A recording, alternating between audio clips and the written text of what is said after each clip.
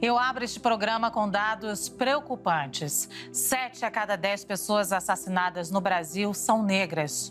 8 a cada 10 pessoas mortas pela polícia também são negras. Os casos recentes desse tipo de violência, não só aqui, mas também no mundo, levaram os brasileiros a correrem para a internet atrás de informação.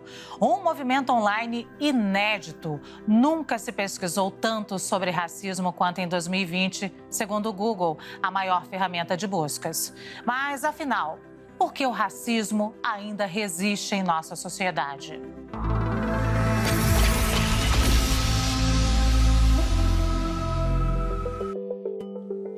Olá, eu e as minhas colegas Lia Bock, Débora Freitas e Elisa Weck te damos boas-vindas ao CNN Nosso Mundo.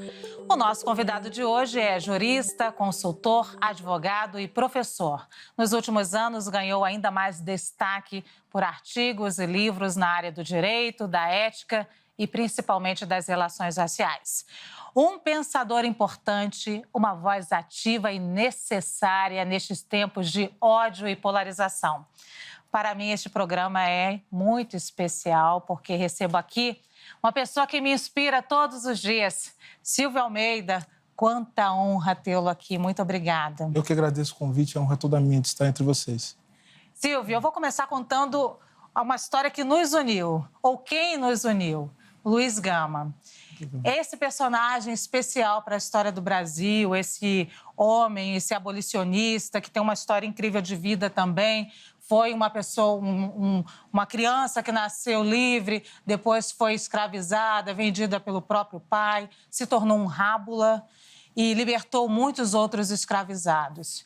E aí você tem uma história também muito especial com Luiz Gama e também já sinalizou em algumas entrevistas que ele já falava ou já dava um pouquinho dos pilares desse racismo estrutural. Então, quero que você me explique ou explique para o nosso telespectador quem foi Luiz Gama e por que a gente está falando de racismo estrutural já nesse início. Bom, primeiro, Luiz Gama foi um dos maiores brasileiros, né, de todos os tempos.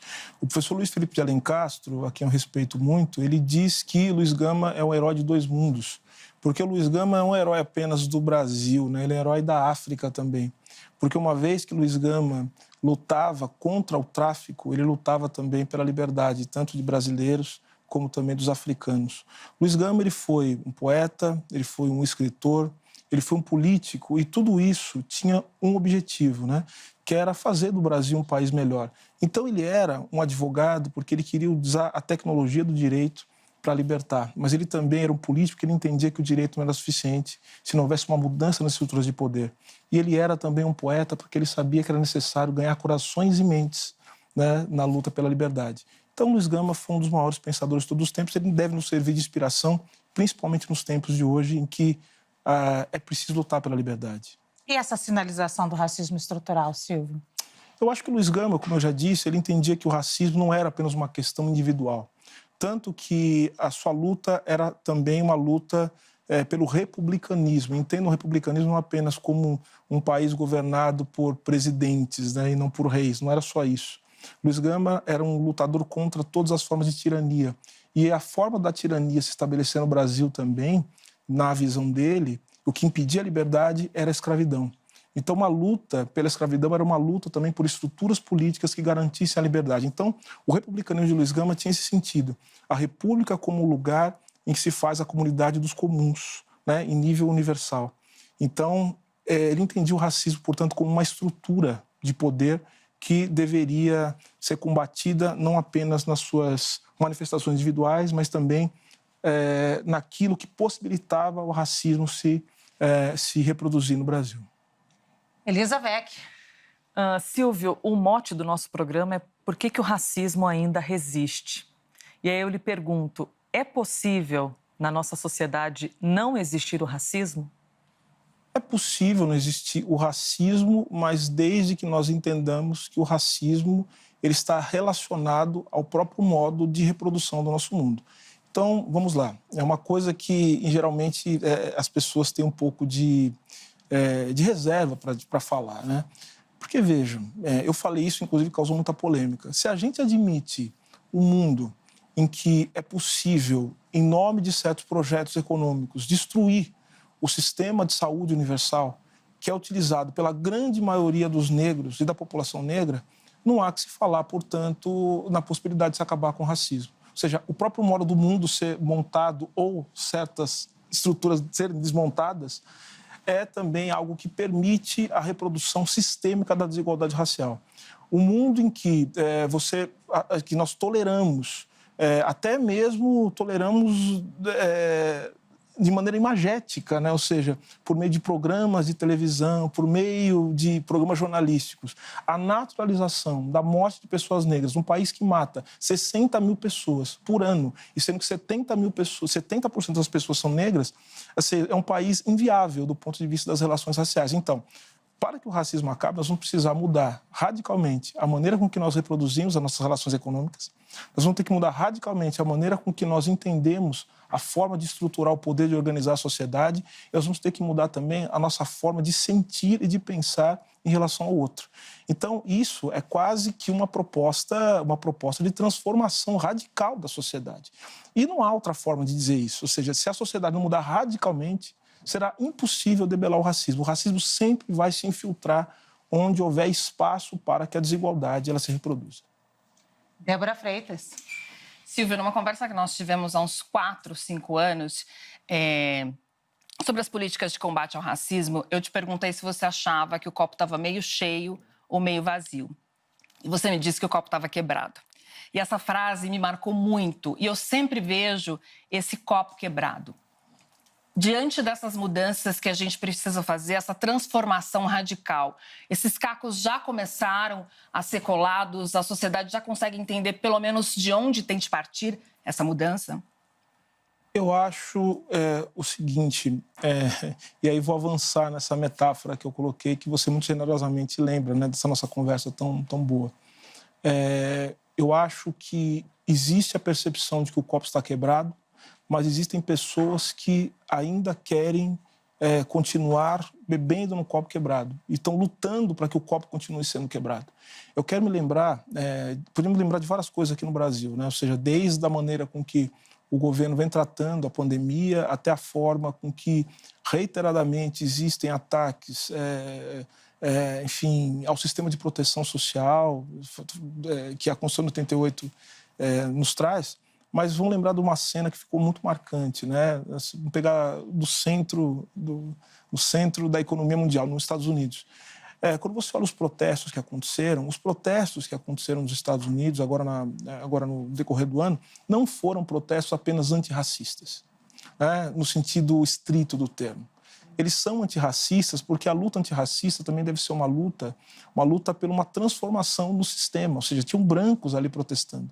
Era um grito generalizado. Era um grito generalizado de insatisfação diante a única resposta que os governos sabem dar diante... E veja, não é uma questão de vontade, porque vamos lembrar o seguinte, a Casa Branca era ocupada há anos atrás por um homem negro, e um homem negro que a gente poderia chamar de liberal, né, na visão dos Estados Unidos, mas um liberal mais à esquerda, podemos dizer, né, que é o Barack Obama. E mesmo assim, no governo de Barack Obama, você tem encarceramento em massa. Os assassinatos dos negros não pararam, a polícia continuou sendo violenta. Então, o que a gente pode pensar nisso? Existem as estruturas, a maneira com que os estados, em que os governos lidam com os conflitos sociais, não está permitindo uma outra resposta que a não ser oferecer o copo quebrado para as pessoas, né? E, veja, as pessoas cansaram disso, né? Ou seja, então você teve o que o Cornel West chamou de tempestade perfeita. Você teve pandemia, com crise econômica, com governo com pendores autoritários, né? Então, tudo isso gerou um estado de coisas em que as pessoas não aguentam mais. Então, eu acho que os eventos limites, os eventos vamos dizer, chocantes, eles nos despertam para ver certas coisas, mas isso é um trabalho político, né? As pessoas se comovem, as pessoas se mobilizam pelos sentimentos, mas também pela compreensão crítica do mundo. E é isso que está em jogo. A gente só vai ver que o copo está trincado quando a gente puder sentir o mundo, mas também puder entender criticamente a realidade dentro dos limites que nos são apresentados. Bia? Silvio, recentemente a Corregedoria Geral de Justiça do Paraná arquivou o processo disciplinar contra aquela juíza Inês Marchalek Zarpellon, né, que em uma decisão tinha afirmado que o réu era seguramente integrante de um grupo criminoso em razão da sua raça. Me deu a sensação que muitas vezes os assuntos relacionados ao racismo, eles acabam levando a gente a sair pela tangente, né? A gente fala muitas vezes em erro de interpretação, tirou a frase do contexto. Parece que é sempre difícil classificar ou aprofundar o crime de racismo. Mesmo, muitas vezes a gente vê as pessoas falando em injúria racial, ou até mesmo, como no caso da juíza, não é crime nenhum e isso passa. Por que isso acontece? Por que é tão difícil a gente colocar em prática uma coisa que está entre nós? Porque o racismo, ele não é um elemento estranho, um corpo estranho, né, no mundo de ordem, de plena racionalidade. O racismo é um elemento que fornece racionalidade para esse mundo. O racismo organiza a sociedade. Se a gente não partir para uma compreensão que nos leve para essa direção, a gente vai ficar achando que aquele ato, né, da juíza que tanto nos indignou é um ato, assim, anormal, é uma patologia, é um mal-entendido. O racismo se manifesta justamente aí, nos mal-entendidos, né, nos erros, nos equívocos, nas ausências.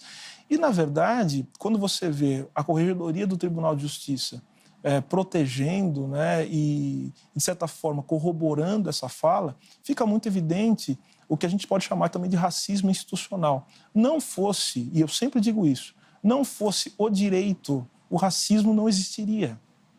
Né? Eu quero lembrar uma coisa só, pegar uma situação extrema, para que todos aqueles que nos ouvem possam nos compreender.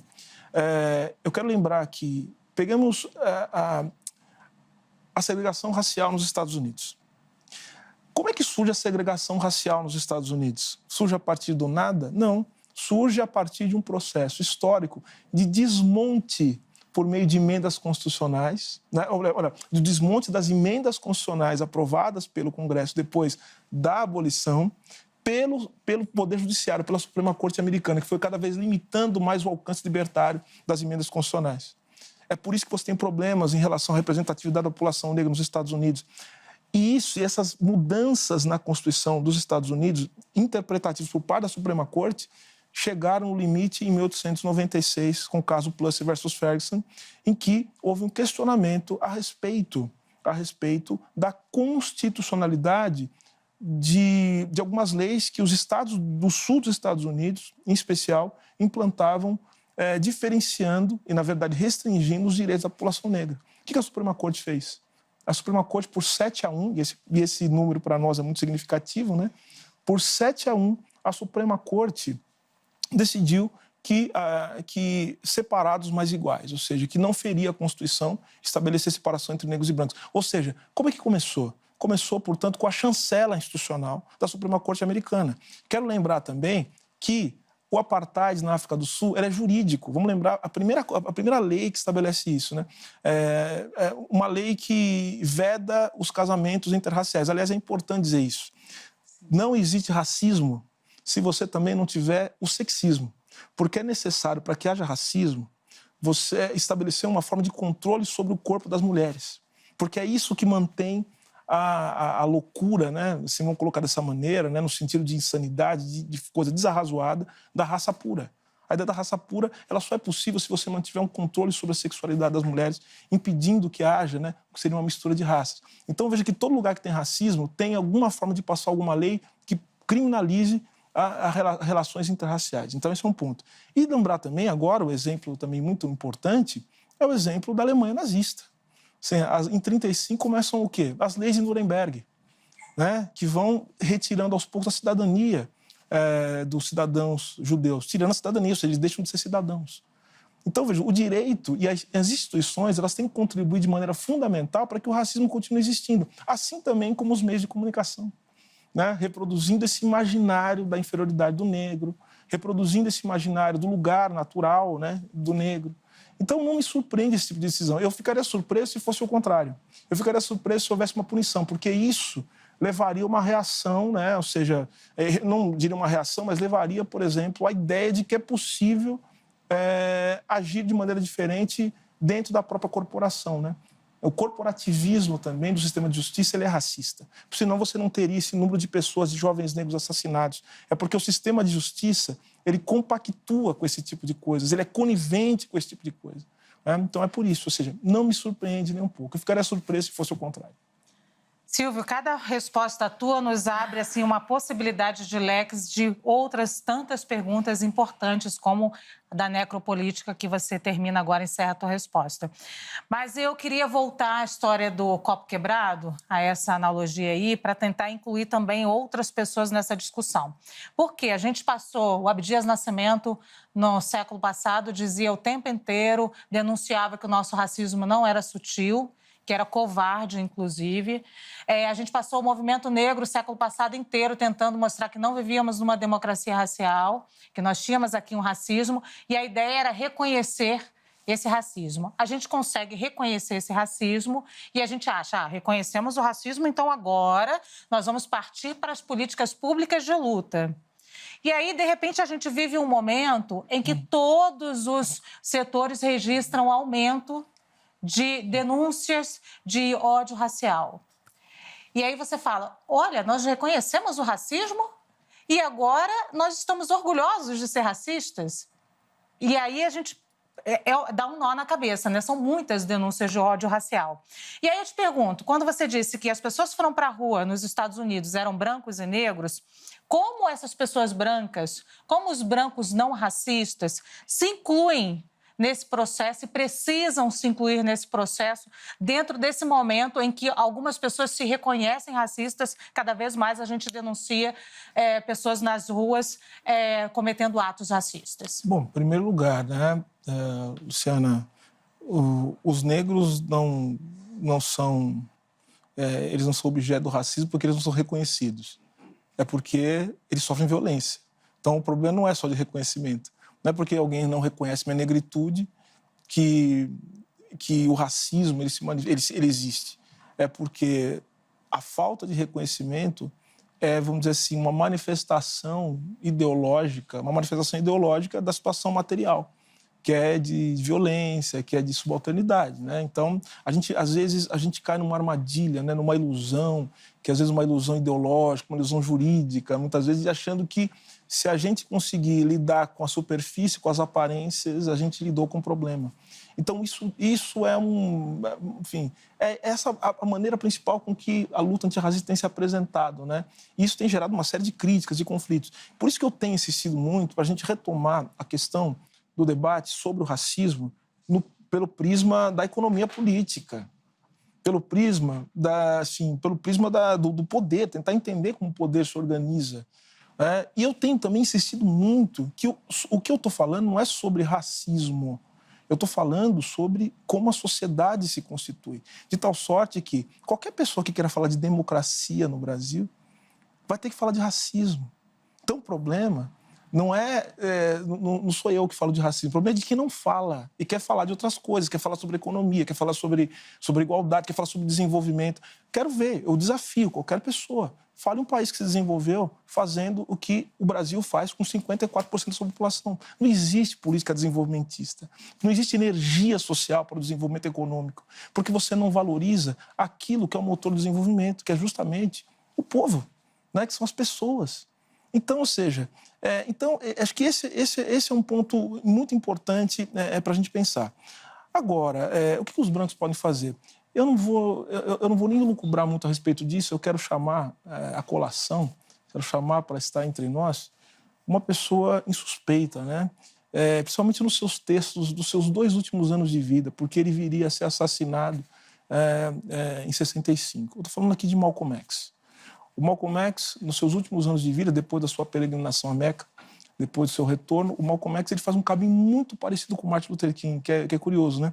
Porque ambos eles saem da luta pelos direitos civis e vão para a luta pelos direitos humanos, o que é um movimento muito interessante. Porque eles passam a entender o racismo de uma maneira mais ampla, como um problema de toda a humanidade e configurado a partir também da própria Constituição do mundo. E aí o Malcolm X, num dos textos, ele é perguntado, né, sobre... Você lutaria ao lado dos brancos? Malcolm X, né? Que, inclusive, é chamado, né, pela sua radicalidade. E ele fala o seguinte, olha, Eu lutaria ao lado dos brancos, eu lutaria ao lado dos negros, eu luto ao lado de qualquer pessoa que queira transformar o mundo e que queira superar o racismo. Só que agora, os brancos têm que entender uma coisa. Eles não podem ser, usando um termo, né, que eu achei interessante, que eu vi numa entrevista, mas que cabe muito bem, eles não podem ser o algodão entre os cristais. Ou seja, eles não podem ficar pedindo moderação, né? Eles não podem querer liderar, né, o movimento negro. Eles não podem querer ficar pedindo calma quando nós estamos sendo assassinados, né? Porque como se nós não soubéssemos a hora de ter calma. Porque uma coisa importante, nós, né, não estaríamos aqui se nós não soubéssemos estrategicamente como agir, se os nossos ancestrais não soubessem. Nós soubemos a hora de manter a calma, né? Se a sua mãe, né, os meus pais, os seus pais, enfim, de uma maneira geral, não soubessem a hora de calar e a hora de agir, pode ter certeza que nós não estaríamos sentados nesse estúdio. Então a gente sabe como fazer, a gente sabe como agir, a gente tem as estratégias, nós constituímos historicamente os meios de sobreviver a isso. Então, os brancos que querem se aliar, eles têm que entender que a nossa luta é uma luta para transformar as condições do mundo, para que nós deixemos de ser negros e para que eles também deixem de ser brancos, para que nós possamos superar isso em direção à constituição de uma nova humanidade. Como diz Frantz Fanon, né, e a Shirley Bembe repete isso, nós temos que sair da grande noite. E a grande noite é onde habitam os negros e onde habitam os brancos, né? Mas sair da grande noite é sair em direção à humanidade. Silvio, pegando um pouco, falando um pouco mais sobre as manifestações nos Estados Unidos, que ganharam o noticiário esse ano, a população negra nos Estados Unidos é 12%, né? Tivemos a participação de pessoas brancas também nessas manifestações. Aqui no Brasil, nós somos 54% da população. Os negros são 54% da população. E a gente não consegue todo esse engajamento, pelo menos me parece que não, como se conseguiu nos Estados Unidos. Esse reconhecimento, essa forma de entender, de saber o que fazer e na hora correta de fazer, todo mundo tem essa noção. Eu estou falando da família negra pobre que mora nas favelas. Essa discussão, reconhecimento do racismo, ela nem sempre é discutida dentro das famílias, né? Na mesa de jantar, os pais com os filhos. Por que isso acontece? Onde é que está o erro? Onde é que a gente tem que tentar melhorar? Como é que a gente pode tentar melhorar isso? Sua pergunta é excelente e eu vou chamar aqui um outro pensador, aproveitando, inclusive, o momento, né? Quero chamar aqui Steve Biko. E Steve Biko, ele cunha, né, pelo menos ele define de maneira magistral no seu texto, né, no seu conjunto de escritos, que tem um nome bem sugestivo, Eu Escrevo o que Quero. E ele vai falar sobre a consciência negra. Primeiro, o racismo funciona justamente porque o racismo ele não cria nenhuma forma de entendimento do mundo, né? Tão somente. Ele cria entendimentos baseados, né, em preconceitos, baseados em pseudociência. Tem que haver, sim, os cientistas do racismo também, né? Como nos ensinou Stephen Jay Gould, né, no seu livro A Falsa Medida do Homem. Tem que haver também uma cultura produzida a partir do racismo. Mas vejam que o racismo ele é uma coisa que cria confusão. O racismo cria confusão, é isso. O racismo não é uma coisa, vamos entender. Não, não é. É para deixar você confusa sobre a sua identidade. É para deixar você confusa sobre a sua identidade. É para fazer você assumir uma identidade que você vai descobrir que não tem justamente quando você for para outro país. Porque quem acha que é branco aqui não será branco nos Estados Unidos. Isso é bom que todo mundo saiba. E não será tratado como... Não vai aprender isso, né, de uma maneira tranquila. Vai aprender porque será tratado como negro ou como não branco, como latino, e entenderá o seu lugar no mundo. Então o racismo é isso, ele faz com que as pessoas se confundam ou assumam uma determinada identidade que já está sendo colocada para ser violada, né, para ser violentada. E aí o Steve Biko ele fala o seguinte, é muito difícil você entender-se como negro, no sentido de entender que o negro é aquele que é o resultado de uma série de condições históricas que ele pode superar também historicamente. Aí é a consciência negra, porque é justamente isso. Uma das coisas que o racismo faz é colocar-nos numa camisa de força em que a gente acha que é apenas aquilo que o mundo fez com a gente. A ideia da consciência negra é a ideia de que você não é apenas o resultado de um passado e também está preso no presente, mas que você tem um futuro e que esse futuro pode ser construído politicamente. Então, ou seja, nesse sentido, e essa é a sua pergunta, eu peço licença para poder falar um pouco dela, porque você falou dos números, 54% no Brasil, 12%, e há uma impressão das pessoas que necessariamente não é a sua, né? A sua pergunta ela vai no sentido de me questionar e de poder falar isso para quem nos assiste. Há um questionamento sobre o porquê que nós, sendo maioria, os negros, por que nós não reagimos. Gente, existem várias coisas que eu acho que explicam isso. E falei, as explicações não estão na raça. A raça é uma criação do racismo. A gente não pode inverter. Não é veja, o racismo é que cria a raça, não é a raça que cria o racismo. O racismo não é uma criação do sujeito. O racismo cria a subjetividade. Ele cria o branco e cria o negro, ele cria essas divisões. Então, o racismo é um processo que está conectado com a política, com a economia, com o direito, né? Com a cultura de uma maneira geral. E, nesse sentido, vamos lá, olhando para os Estados Unidos. Os Estados Unidos, 12%, mas olha só, o PIB dos Estados Unidos é de 23 trilhões, uma coisa do gênero. A posição geopolítica dos Estados Unidos. A história dos Estados Unidos, a história da industrialização dos Estados Unidos. É o país mais rico do mundo. E, sim, sendo o país mais rico do mundo, resolveu uma série de questões de um outro jeito, onde existe assim, um certo laivo, né, de democracia liberal. Eu quero que vocês imaginem a seguinte cena. Vocês imaginam a seguinte cena, aqui no Brasil, a polícia militar indo em direção a uma manifestação e um policial militar ajoelhando junto com o manifestante para mostrar a sua solidariedade, porque ele é negro também? Aqui a polícia atira, a polícia bate.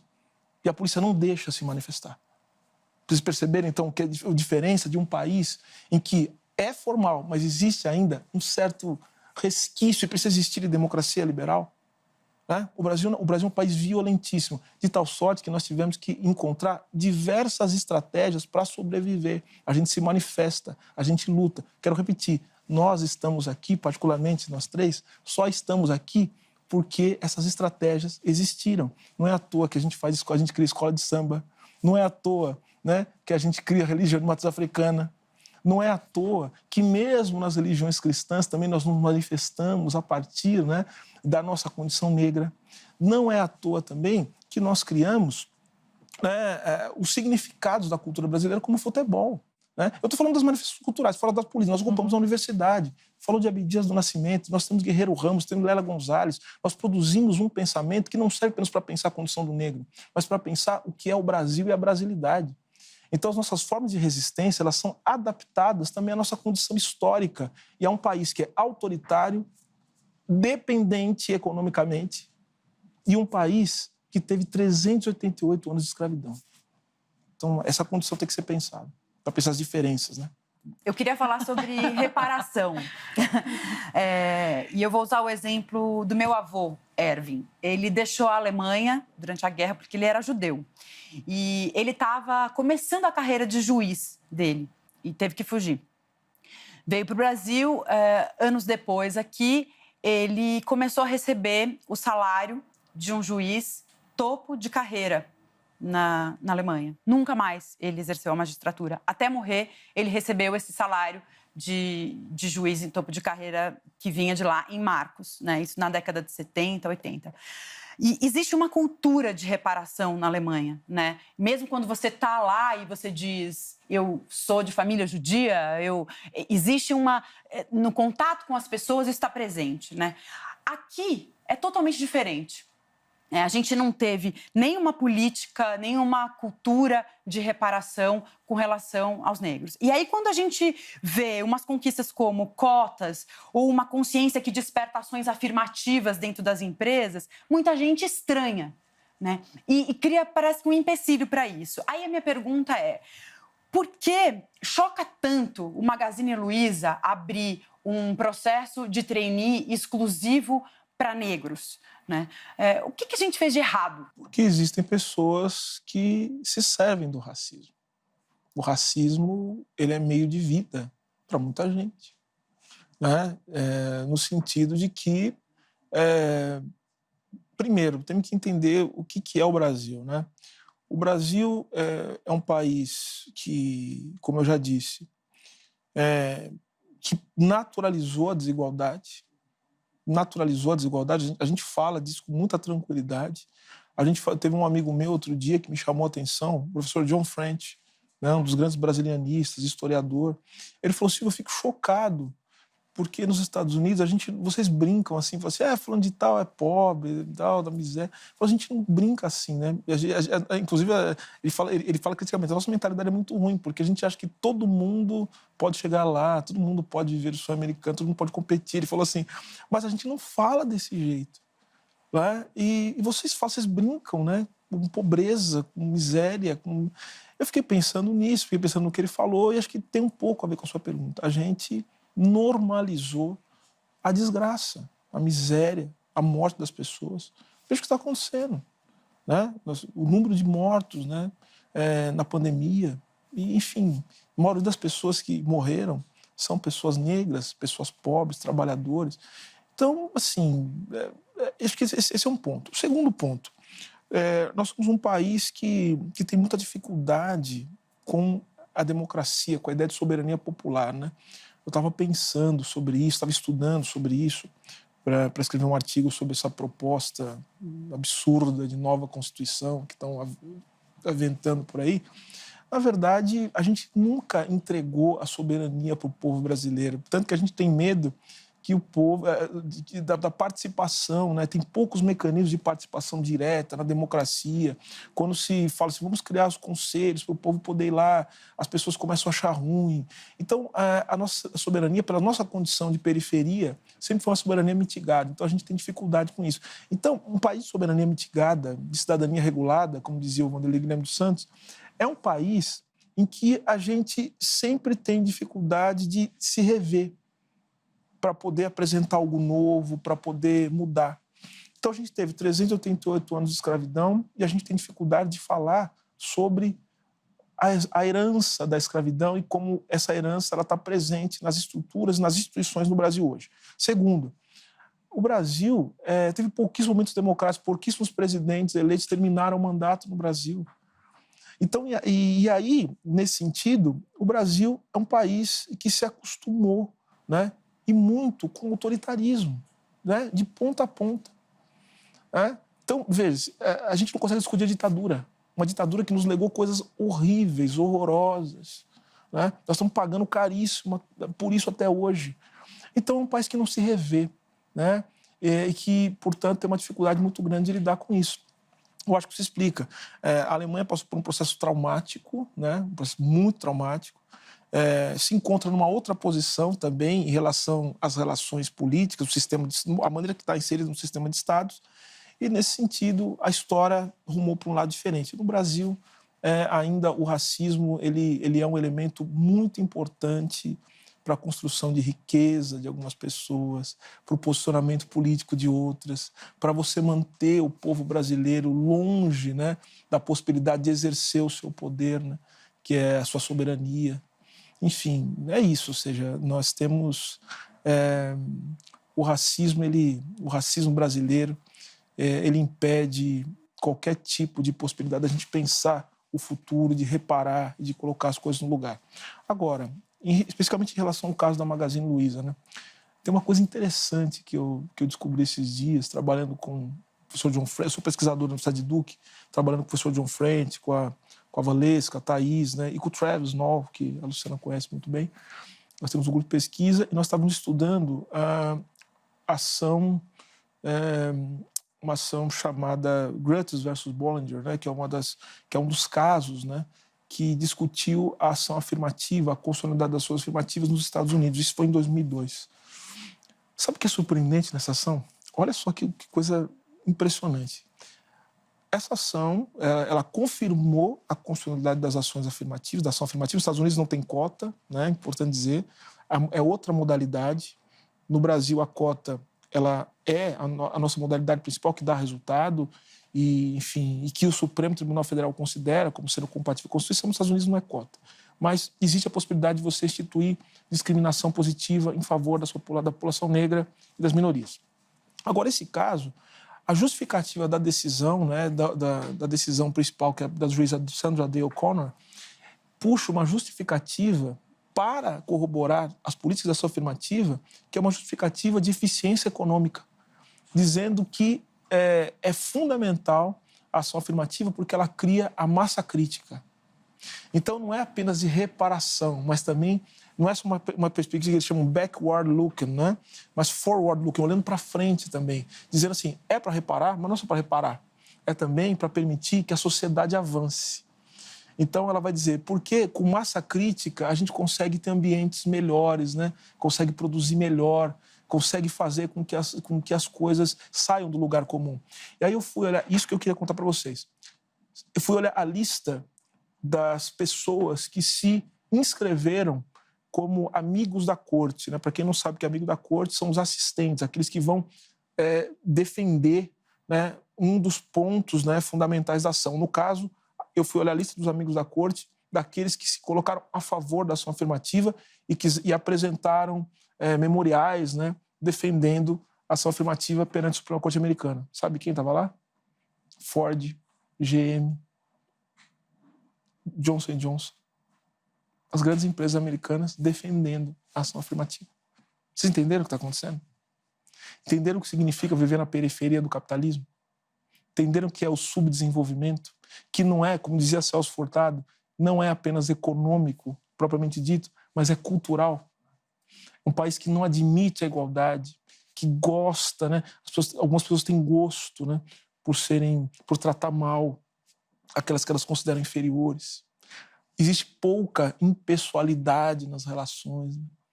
Então, veja o que significa o subdesenvolvimento. É isso. A gente tem 10 anos do Estatuto da Igualdade Racial já e as políticas públicas não cresceram muito nesse período. E lembrando que ele foi retalhado, né, por exigência de certas figuras que, inclusive, tiveram um mandato cassado.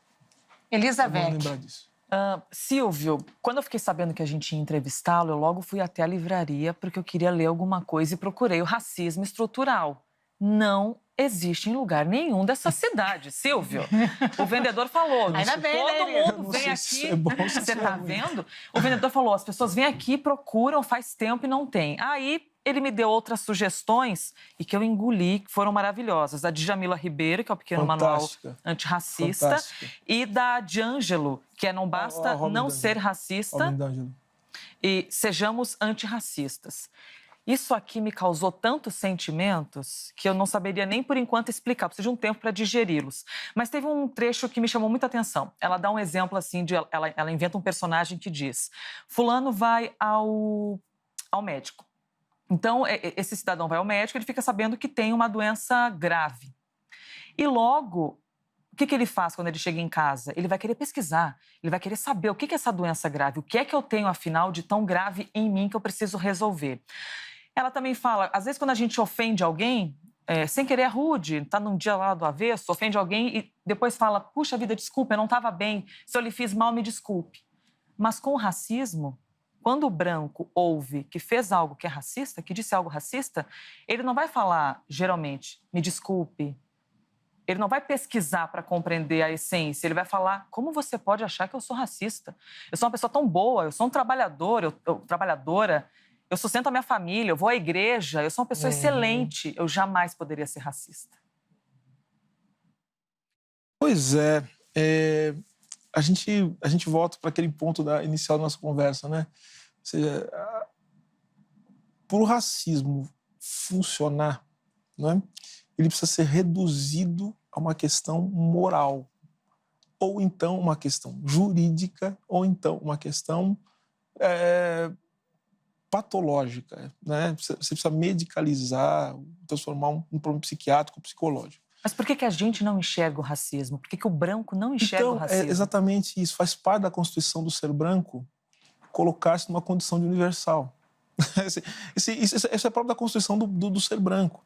Então, assim como eu disse em relação à consciência negra, que para os negros sair desse lugar que o racismo os colocou é necessário a formação da consciência negra, o que se faz de duas maneiras, com a militância e com o estudo. Tem que estudar e militar, porque na militância você sente, né? E militar, eu estou dizendo, não é só, pode ser também. As pessoas são livres para entrar num partido, para entrar no movimento, mas assim, quando você está perto da cultura negra, naquilo que forja a cultura negra nas suas várias dimensões.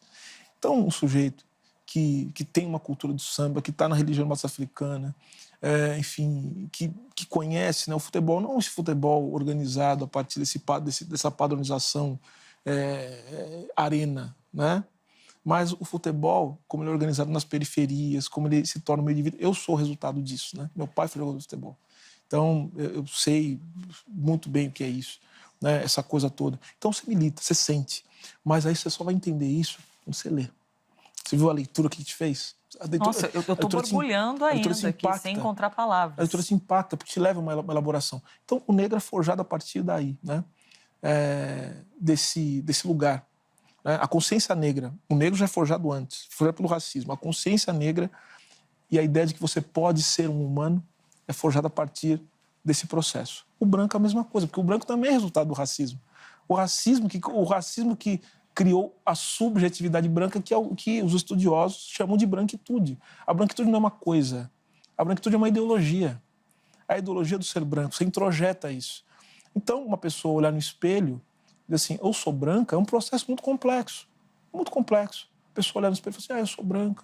Assim, o que significa isso? Veja que tem uma série de significados pré-concebidos que a pessoa vai adquirindo ao longo do tempo. Você acha que é igual o Lacan, o estádio do espelho, né? Que ele fala assim, ele coloca uma pintinha assim, né, numa criança, né? E aí coloca a criança na frente do espelho. A criança fica querendo pegar a pintinha, porque ela não se reconhece ali, né? Então, esse processo para você se reconhecer enquanto alguma coisa é um processo de formação subjetiva muito complexo. Aí, o que eu escrevi no livro, no Racismo Estrutural, né? O que é ser branco? É ser uma raça que não tem raça. Quem tem raça é o outro. O branco nunca tem. Ele não se reconhece como raça. Quando o branco começa a se sentir racializado, é porque, de alguma maneira, ele está forjando sua consciência crítica. O que se faz como? Né? Por meio do diálogo, por meio da militância antirracista, que os brancos têm a possibilidade, e eu diria até mais, o dever moral, né, de participar, aqueles que realmente se consideram como tal, e por meio do estudo, como você falou, você fez, está fazendo e está vendo. Ou seja, a reflexão, ela nos leva, portanto, à compreensão de que esses papéis, né, que nos colocaram, né, no mundo, eles são históricos, né, e muitos deles têm que ser superados. Né? O branco tem que ser superado, para que as pessoas que carregam a branquitude possam se juntar a esse esforço de construir a humanidade. Senão não é possível. Vocês perceberam então, a diferença que existe? É bom que as pessoas nos ouçam, entre alguém afirmar a sua negritude e dizer assim, eu tenho orgulho de ser negro.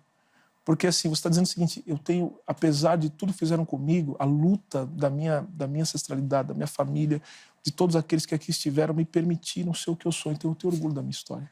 Você vê a diferença de alguém falar assim, eu tenho orgulho de ser branco? Isso é supremacia branca, isso é racismo. É isso que fazem, por exemplo, os apoiadores de um certo presidente da República no norte global. Né?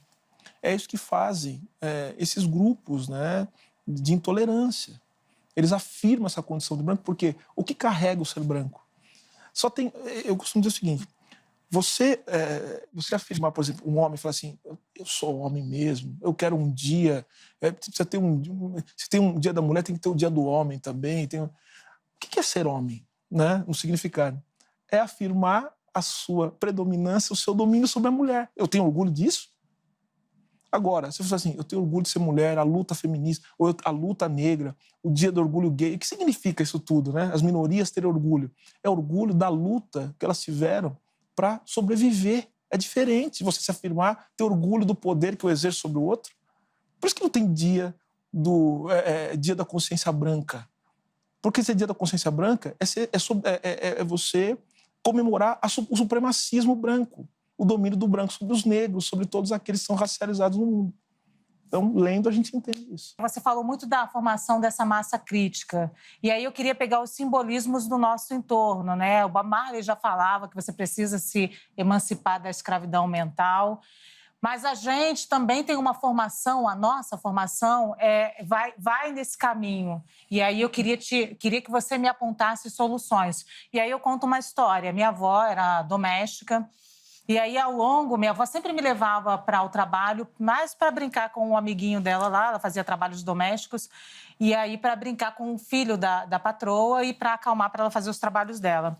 E aí ela ia 3 horas da manhã, 4 horas da manhã que a gente saía de casa, ela já ia me dizendo no escuro, olha, chega lá, você não aceita a comida que a patroa vai dar. Ela vai dizer, mesmo que você esteja com fome, olha, você não sobe no sofá. Ele vai subir, mas você não sobe no sofá. Olha, ele vai correr, mas você não corre. Se você quiser alguma coisa da geladeira, você não pega. Mesmo que ela te ofereça, você diz que não. Então, é toda uma formação de subserviência ao longo da vida. Como a gente se livra disso? Como a gente se emancipa disso? Tá, eu vou responder a sua pergunta rapidamente, mas de 2 maneiras. A primeira coisa que a gente tem que saber que a gente não, isso, como eu falei, é uma questão moral. Quando eu falo que é uma questão moral, que é inclusive para que nós não carreguemos a culpa, né, pelo fato, pelo aquilo que o mundo fez com a gente. Isso acontece muito, né? Faz parte do processo de opressão que se abate sobre todas as minorias. Como eu falei, o racismo tem uns mecanismos de funcionar e um deles é fazer com que nós assumamos a culpa pelo aquilo que o mundo fez com a gente. Ou seja, se é um mundo que fica falando o tempo todo que você tem que ser o máximo, que você tem que dar certo, que você tem que ser maravilhoso, tá rico, tá bonito o tempo todo, não sei o quê. E aí tem uma série de constrangimentos estruturais que vão bloqueando essas possibilidades e vão, inclusive, incutindo desejos, que são desejos que uma hora a gente tem que perguntar, será que é isso mesmo que eu desejo, né? E o mundo impossibilita a gente de fazer essa pergunta, né? Ou seja, a felicidade ela é bloqueada, né? Enquanto possibilidade emancipatória, que é a sua questão.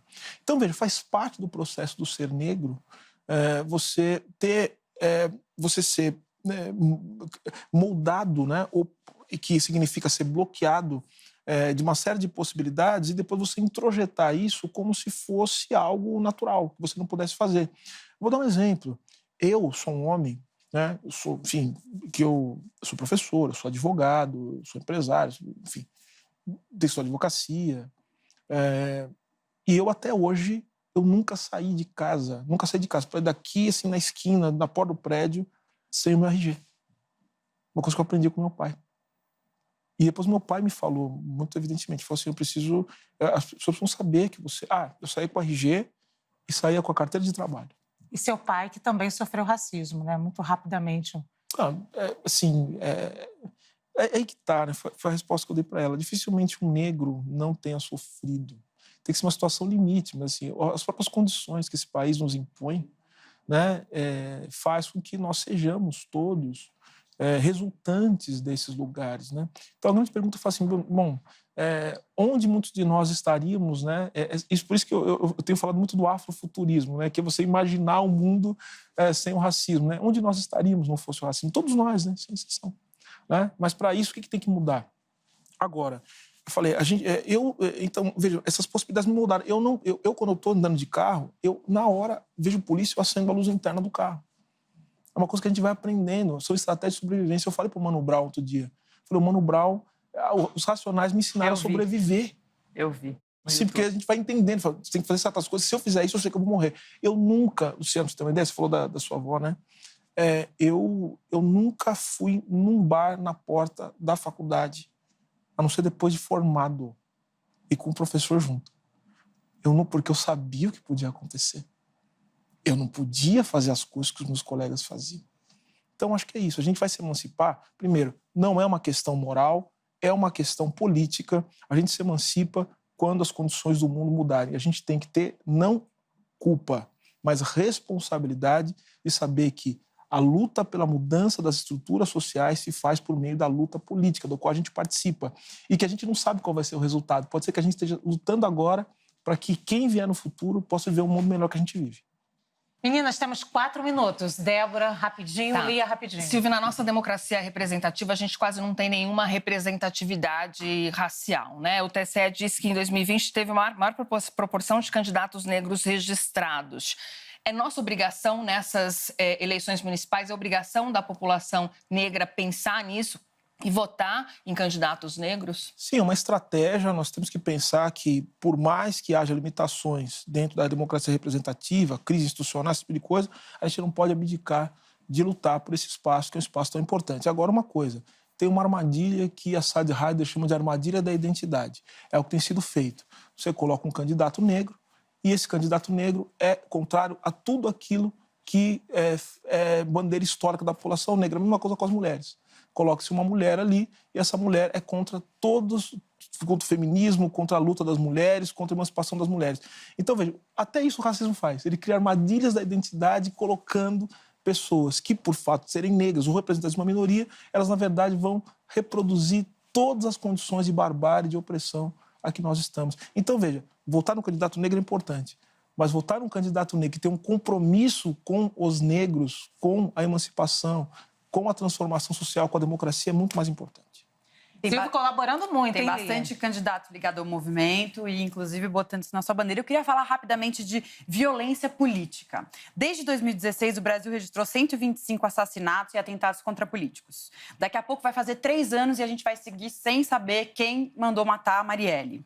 Por outro lado, esse ano já se fala num recorde de candidaturas de milicianos. Inclusive, saiu um livro agora do Bruno Paes Manso, que chama A República das Milícias, que conta um pouco essa história, muito bacana. A minha pergunta é, que lugar é esse onde a violência e a política andam de mão dadas?